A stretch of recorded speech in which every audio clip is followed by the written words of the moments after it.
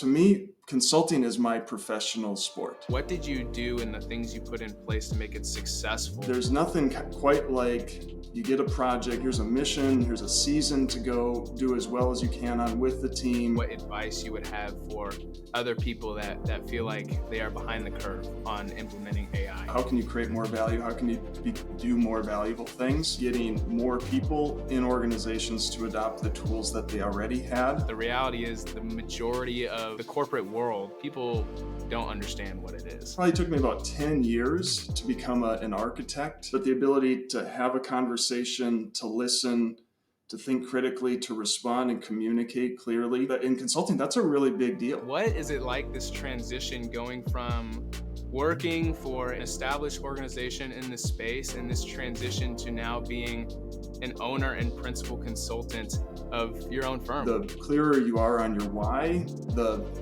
easier the how. If you're considering becoming an independent, really understanding why. What's a challenge that you didn't necessarily anticipate? That's a good question. Haven't thought of it.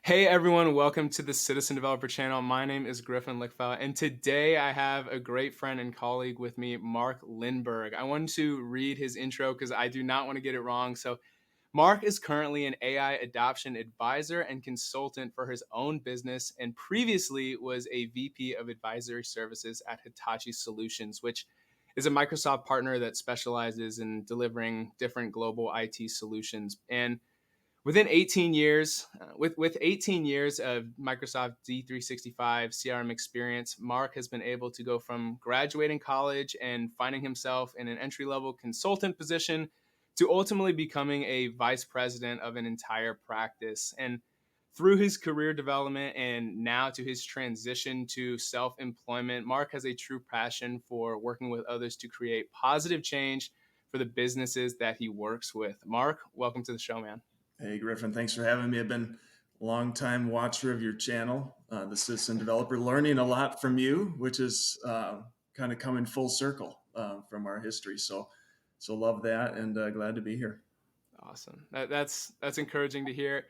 Before we start, I just wanted to share that for anybody that doesn't know me personally, Mark has played a huge role in my transition from graduating college to getting introduced into Microsoft Dynamics and consulting. And I want to get into that later in the conversation. But first and foremost, I want to ask you, Mark, what is it like, this transition going from working for a Microsoft partner, an established organization in this space, and this transition to now being an owner and principal consultant of your own firm? What has that been like for you? Man, yeah, great question. It's been a lot of fun. I think first and foremost, and I'm big into growth and personal development, and this has been a year of that for me.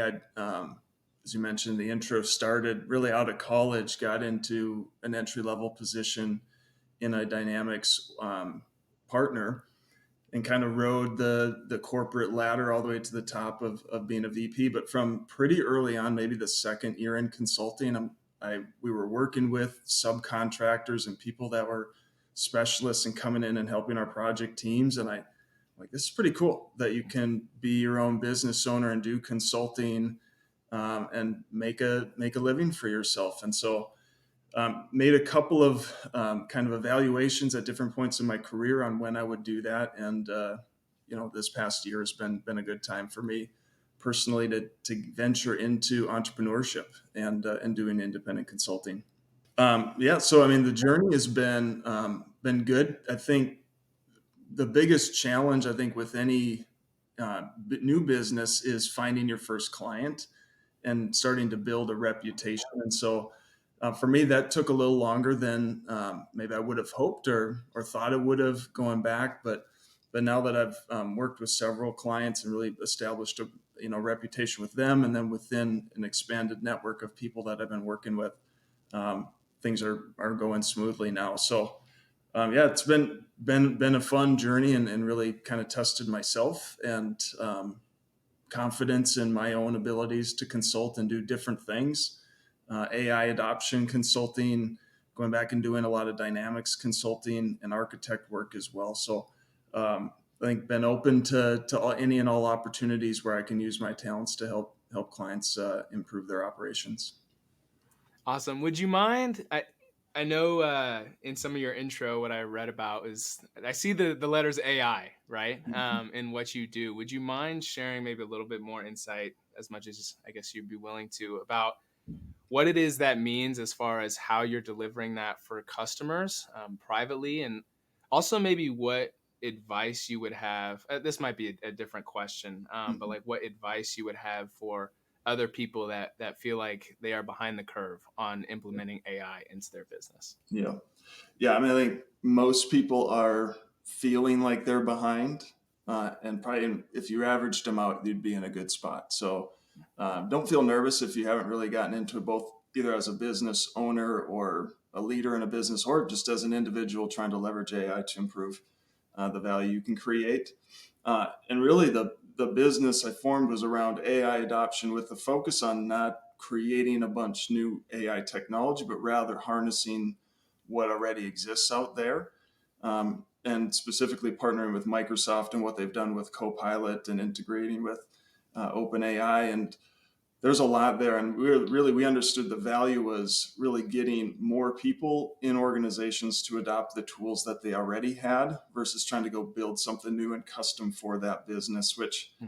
probably has a spot in the market, but we thought that really the market share and where I could really provide a lot of value with that background in change management was helping people adopt all the way down to individuals in an organization. So, yeah, if you're one of those, AI is a scary word. You're not alone, and actually, you're probably in the majority. And if you haven't even cracked open ChatGPT, you're again probably still in the majority of people. So it's never too late, and now's a good time to get started. Yeah, it's funny you mentioned that. I mean, I guess a couple months ago now, there was the Super Bowl was on, and I think late in the fourth quarter there was a Microsoft Copilot commercial, just talking about generative AI and the features that they were kind of showcasing in that. And I was sitting with a buddy, and someone was like, "What is that?" I was with a group of guys watching the game, and someone was like, "Nobody cares," is what he said. And I mean, he didn't necessarily know that what I do for work or anything like that. But I was like, "Oh well, actually, it's pretty cool," like let me tell you. But the reality of the situation that I learned is that, especially people in the Microsoft Dynamics space and the Microsoft space, like see this as really cool and oh, it's already can do this much. And if you don't know anything about it, you're behind the curve. But the reality is, the majority of Americans, and even just like, I mean, people in the world, but also just like the corporate world, people don't understand what it is. What are some things that, and maybe these are specific capabilities or different things, but things that you are most excited for regarding the innovation to business and the ability to streamline processes or make things more efficient? Yeah, I think one from a more of a personal standpoint doesn't have anything to do with the type of work that I'm into, but just personal interest. Really interested and excited for the improvements in healthcare and really providing personalized healthcare to individuals with the intelligence and really wearable devices, applications on your phone, different agents that can help people through kind of their personalized health journey and really focused more on health optimization, just something I'm really big into, like biohacking and how can you live your best self and with great energy and physical and mental strength and resilience. And I think there's a lot of application there that will go beyond just going to the doctor or getting your annual physical and things like that. So excited as a consumer to consume some of that as it comes. I think in broader senses is the opportunity for people to essentially have that assistant that can do the more trivial parts of their day so that they can focus on higher value add and become more valuable themselves. And as part of our launch program where we're helping develop young professionals is how can you create more value? How can you do more valuable things? And AI is certainly part of that equation. So how can you 2x or 3x your output because you're leveraging AI as that virtual assistant? Yeah. Yeah, absolutely. Man, you're making these transitions easy right here, Mark. So the kind of the next thing on that I alluded to. So we've been talking about, or at least referred to a couple times, this launch program, or and effectively, I mean, I don't want to speak too much for you, but this launch program was a place for either people that were freshly out of college, graduating college without a professional background, or were maybe doing something professionally that they didn't love and wanted to pivot into something pretty significantly different. And this provided an opportunity through my current employer, Hitachi Solutions, and where you kind of built out this program to bring people on once or twice a year and teach them everything they need to know about consulting. And kind of my and as well as Microsoft Dynamics, the Power Platform. I've said in a couple videos on the channel that, I mean, I was googling this stuff in my interviews. I had no idea what Microsoft Dynamics was. I kind of knew what CRM was from just going to, oh my goodness, going to a business university. But my question for you is, what gave you the idea for this launch program? Because it looking back at it, I'm sure, and you probably knew this, how selfless putting in this was, and the opportunity this would give to others. So I'm interested, what gave you the idea for the launch program? Yeah. Well, Griffin, I'll say you're not alone. I applied for a CRM support specialist job right out of college. I did not know what CRM was. And so I got the job, and that really started my career, um, which leads me to today. And I think that was a big impetus for it, was that I started out ground level out of college. An organization gave me that opportunity to come in and learn and develop.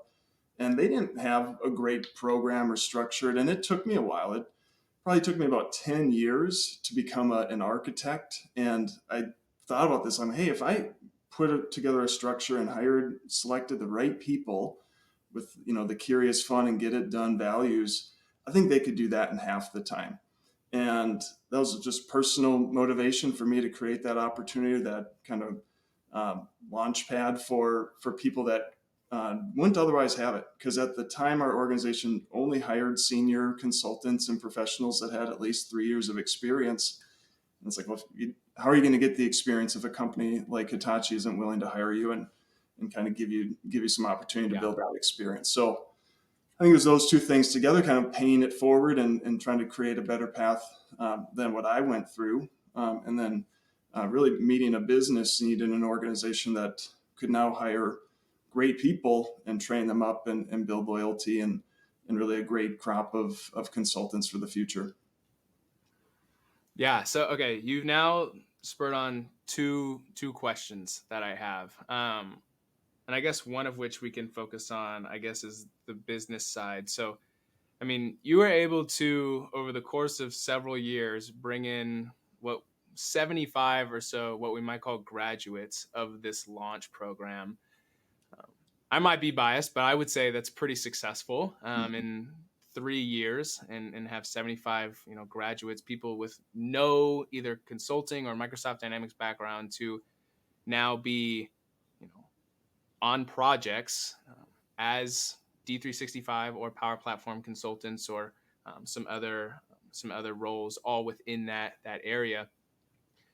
What what did you do to, I mean, we understand, I guess, now how you got the idea, but what did you do and the things you put in place to make it successful? And specifically speaking to maybe another organization out there that is, realizing, like, dang, there are some really good, just soft skilled people out there, that we could go and tap into through a launch program type of program.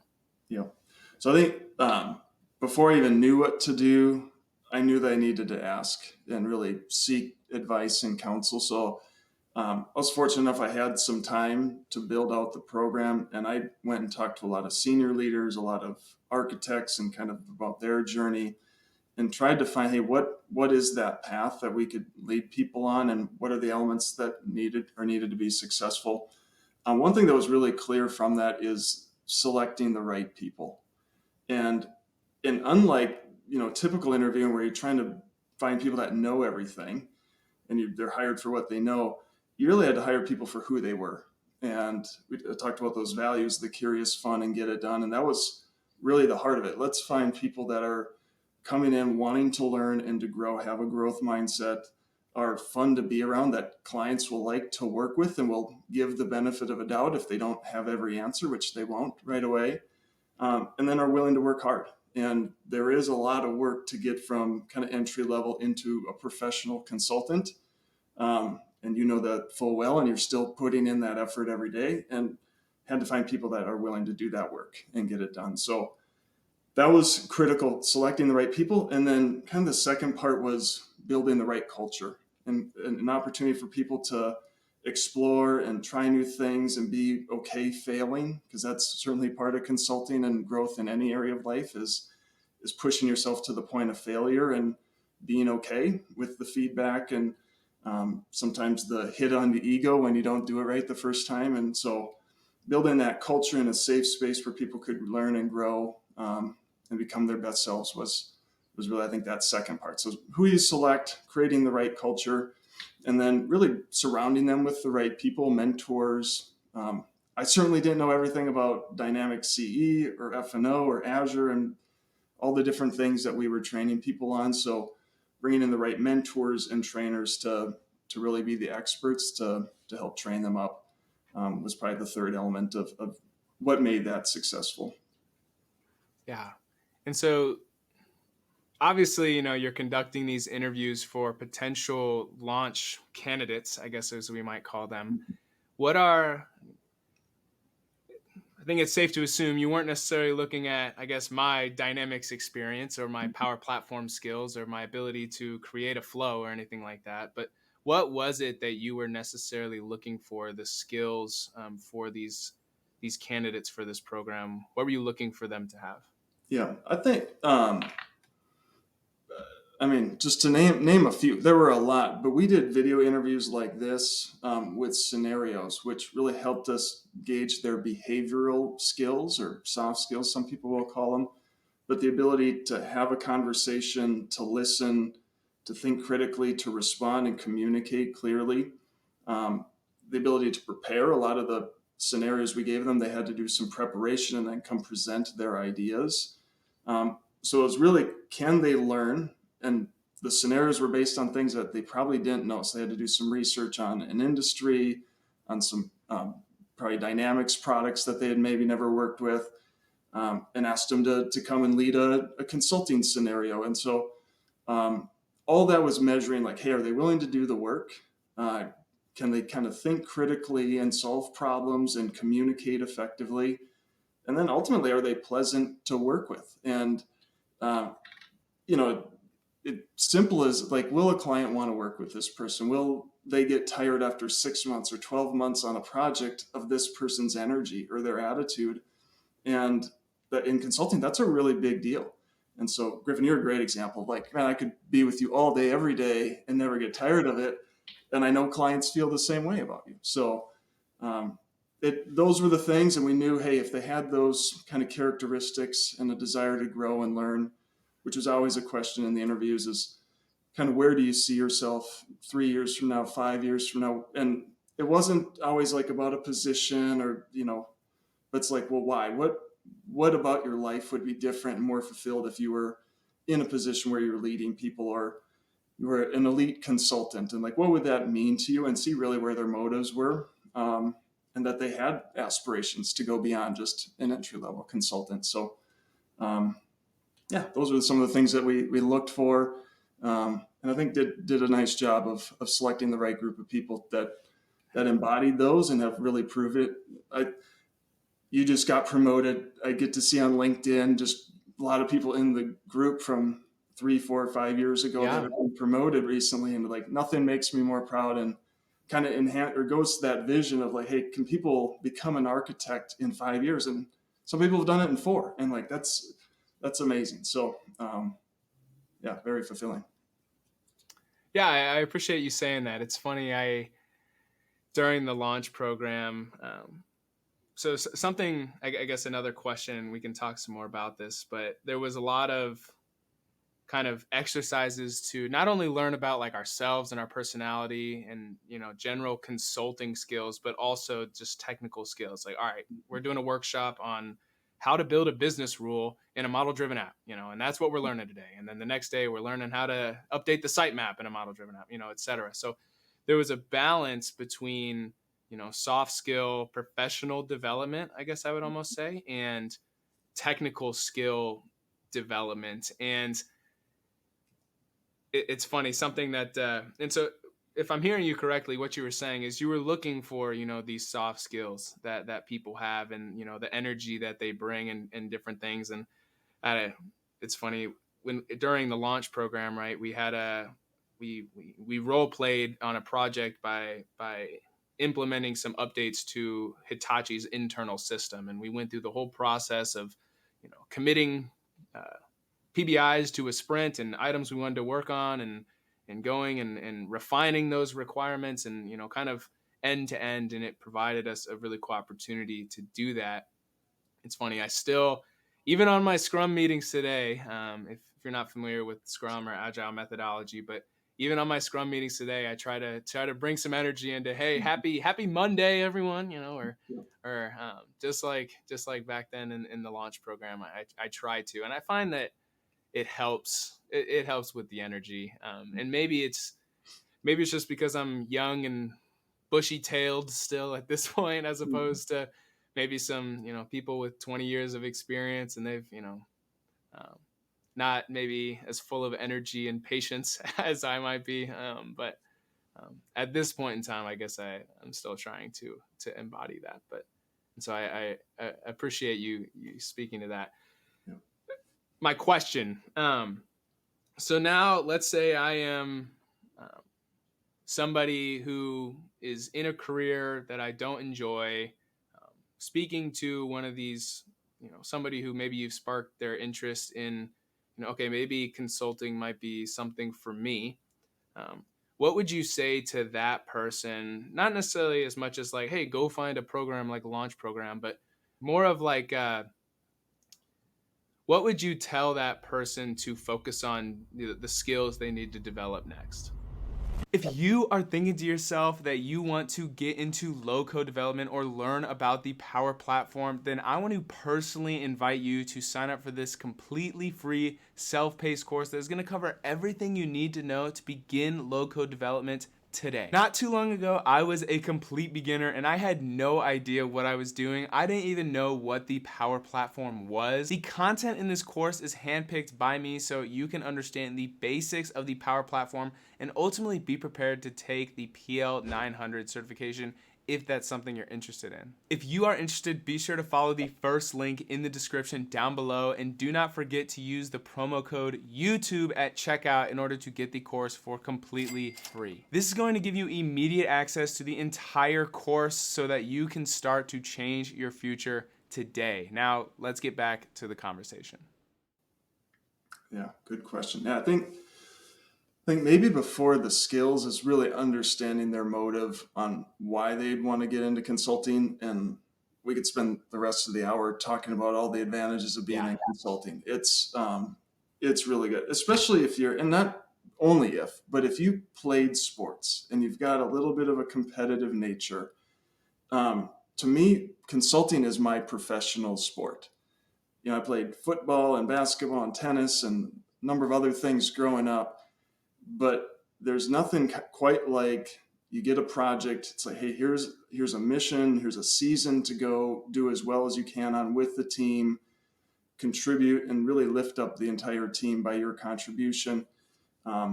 So going back to like, what is your motive? Why do you want to get into consulting? Is it because you want to grow yourself? Is you want more kind of variety in the types of projects you're working on versus working with one company where it's the same people and the same type of thing day after day, week after week, year after year? All good reasons, but I think the clearer you are on your why, the easier the how becomes, and the work needed, what you need to do to get to that why, becomes more fulfilled and more likely that you'll accomplish it. I'd say, advice for if you're looking to get into consulting, first would be just talk to people that are in the field. reach out to Griffin or other people that you know in your network that do consulting. Make sure it's something that you'd want to do, both the good and the bad of it.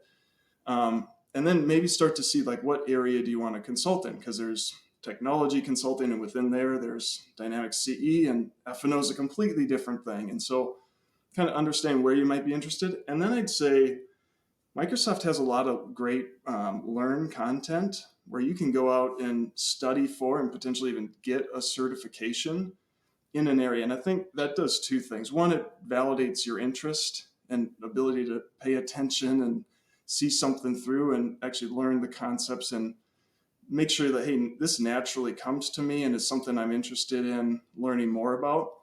And then second, it actually shows that to a potential employer. That I know when we interviewed launch consultants, if they had gone and gotten a certification, that was a really good sign that they were curious and get it done. And then it's okay, why did you do it? And ask them kind of their motives behind it. But I don't know the percentages, but that was a really good indicator on whether we would hire them or not, is if they had put in some work before to learn the product and had a reason why they wanted to work in that specific product. So, and if it's not for you, then maybe try a different Microsoft product or look at consulting in other areas. Doesn't have to be technology. So that'd be a couple places I'd start. Yeah. Question.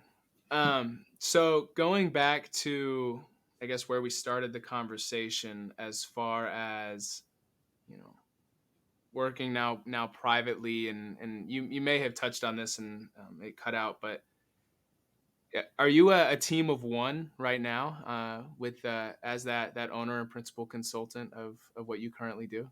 Is Yeah. that correct? I'd say there's actually not a lot of difference between your role on a project, Griffin, and mine. So I'm not a team of one. I'm usually brought in as part of a project team where either a company like Hitachi needs someone with my skill set and I become kind of side by side a member of their team, just as a subcontractor versus a full time employee. Or it's another person that's independent and smaller business, and their entire team are subcontractors. And there's a growing number of those, especially in kind of smaller markets where a company like Hitachi might not be interested in a client or a project of a certain size. That could be a great size project and fit for, a partnership or, a single person who gets projects and then brings together a team to execute them. So I've done both, but in all the cases, I was part of a project team like you are today. Wonderful. So that leads me into my next question. So I understand that, these skills that we've been talking about them in this box of the launch program, but I'm sure you would agree that, even as somebody with 18 years of experience, that these soft skills, this curious fun and get it done, are just as applicable regardless of where you are necessarily in your career. What would you have to say to somebody that's not like sold on those three characteristics? Hmm. Like, oh, I just need to be curious and get it done, and this is my job, and then I can go back to doing what I find fun. What would you say to that person that's not sold on those three? Well, I think that's fine. I think what's important for them is to find an organization that shares in those values. Um, like if you were part of the launch program and those were our values and you weren't fun, like you probably aren't going to fit in very well and not get the most out of the experience, and kind of bring the culture down a level. So um, I think if you're an employee, finding an organization that has strong values that are aligned to yours and where you feel like you fit in is really important. And I think is one of the, if not the most important thing when you're looking at who to go work for, or am I at the right place right now? Is what are the values of my organization, and do I resonate with those? And is it helping me become a better version of myself by kind of following in that value and the mission that organization has? So I think it's fine. If you're not fun, that's too bad for the people around you. But no, I mean, and I'm introverted too, and there's a lot of times where like I'm not fun. I'm just normal, kind of boring. But there's certain situations where, and I find like, hey, where's my passion? Where can I increase my energy and have more fun? So, um, Yeah. yeah, Is it all the more real where, you know, I'm not, working for a Microsoft partner. I'm not a part of the lead generation process or the sales process or anything. And me and a team of other consultants or architects or dev resources are then getting put on this project. And um, this client that we're working with, obviously knows Hitachi and maybe the things that we represent and stand for, and our company's motto. But how much more important is it now that you represent yourself to have these these guiding principles of curious fun and get it done in a private sector, I guess. yeah. Um, wait, it's a good question. Haven't thought of it. I think it's as important, if not more, especially Yeah. in the. I guess I've just naturally gravitated to, and then at some points withdrawn from projects and project teams that didn't align with those values. And and actually, something fairly recently for me is like I realized that I was a good client, good project team, but I just wasn't in alignment on some of those values. And it was tough because there was an opportunity to extend and continue to do work for them, and it was financially attractive opportunity, but had to say, no, this isn't best for me and the environment where I'm providing the most value or feeling the most fulfilled. And so I guess that is one advantage of being independent is that you can say, nope, but hey, the contract's ended. I'm not going to renew, and then go find something else. You don't have quite that flexibility when you're working for an organization. If you're assigned a project, you really need to see that through, even if you're not getting along with the client or the project team, or it's just, other than quitting, you don't have a lot of option there. So, yeah, I think it is important that you know what you want. And I think even going back to if you're considering becoming an independent, really understanding why, what's motivating. And I think a lot of people do it because they think there's a greater sense of control and they can pick their projects and their hours and they think there's an opportunity to make more money. And both of those are and can be true, but there's also a lot of things that are more challenging. And especially it's like, well, yeah, you have control over which projects you want, but if the projects you want aren't available, are you willing to not work for a while? Mm. Or continue to say no to good opportunities, to say yes to great ones that might not come. And so, um, yeah, I think understanding your why and is it financially driven, then you might not care so much about the values and the type of work and the impact it's having. You just want to have a lot of work and do good work nonetheless. But if it's more, you want to have a greater impact or work with nonprofits or a group of clients that you have a lot of passion for. I think understanding that and then making that the mission of your organization, even if you're the one person in your organization, is really important. And for me, something I struggle with, where there's like five things I wanted out of it, and none of them were like priority over the other. And it took a while for me to realize, why am I really doing this? And I've gotten that clarity recently, but it made it more challenging for the first 6 8 months of my time as an independent. Yeah. What was it? And you maybe we're just now touching on this, but you mentioned that there's often more challenges, especially when you don't suspect. You see, this idea of, cutting out the middleman and being able to make more money and going privately. Um, what's a challenge, and share it as much as you're willing, a challenge that you did not expect to face that you very quickly realized was a challenge that you didn't necessarily anticipate? Yeah. It wasn't the biggest one at the get go, but it's a big one. Yeah. Is you're a team of one. And when you're at a company like Hitachi, there are literally hundreds of people that you're a chat away from to get an answer to something.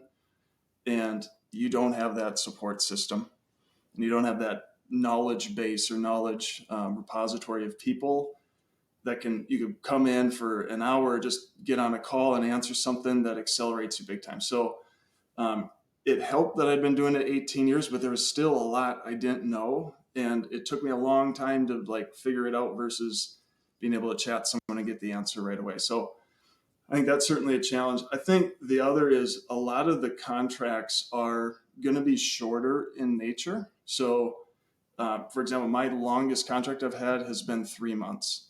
And there's always optimism that, hey, we're going to do this 3 months, we're going to set a roadmap, and there's going to be a follow on project, but that's not guaranteed. And when you get to month 2 of that contract, you kind of start to get nervous like, hey, should I be looking for another project as a backup plan? What if I get another project and then the one I'm on also extends? Am I willing to work 70, 80 hours a week for a period of time to make that work? Or am I just going to assume that the one's going to extend and then potentially be left with no work if it doesn't? So that's a challenge. And I think one thing for me, 18 years of consistent income and the stability of that was a pretty big shift for me to realize, hey, at the end of the year, I might make as much or more money, but it comes in these waves and valleys. And you have to be really financially disciplined, but also have like the heart to like go with that uncertainty. And it's taken a while for me to get comfortable with that. Yeah, absolutely. I think those are all great insights. Everything you've shared here, and considering where we're at on time, I'm comfortable with kind of transitioning us. So every episode we have our after hours happy hour, where I would Yeah. like to just talk to our guests, get to know them a little bit more personally, and share some of their personality. This is a time where we are not allowed to talk about something work related.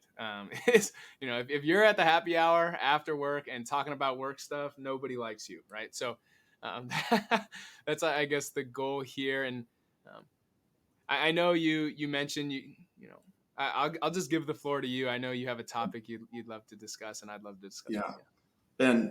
And I am going to do a little tie into work just to set Yeah, this up. that's But fine. That's fine. it is, when I left Hitachi and I thought back, it's like the impact I'd had on people and on my clients was significant. But part of me didn't feel fully fulfilled in that. And I think a big part was that I wasn't living my faith at work. And there's a lot of excuses why I wasn't like, hey, I'm in a leadership position. I don't want to be preaching from the leadership position and making people feel uncomfortable if they don't share my faith. But at the same time, I did feel like there was more opportunity for me to reach out and have those discussions with people and just see where they're at on their faith journey and what they believe and why they believe it, and how their upbringing led to that. So it's something in my own business I'm certainly more willing to and open with and talking with people. And I found it's really deepening the connections with in the relationships, even when we don't share the same faith. But it's one of those things that, hey, you're not supposed to talk about religion and politics at work or even in social settings. And I tend to agree with the politics side because there's usually not a lot of personal growth that comes out of discussing your political beliefs.